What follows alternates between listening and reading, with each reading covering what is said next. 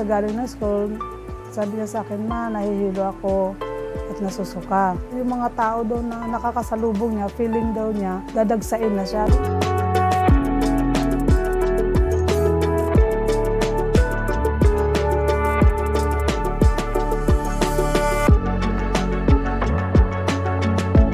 "Ma, yung tenga ko maingay. Maingay siya, parang eroplano, parang aircon," sabi ganun sa akin.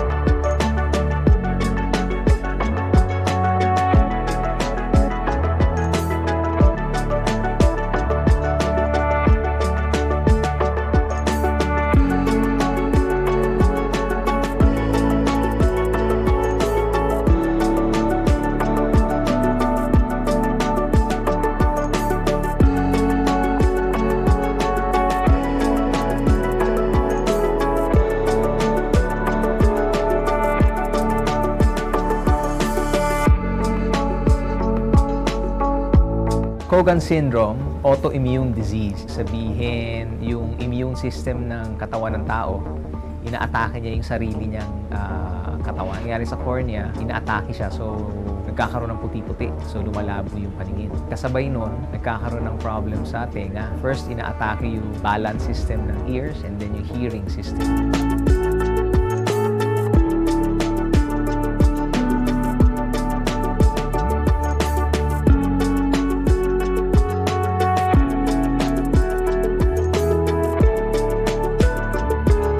Only about mga 250 cases na reported. It's very rare.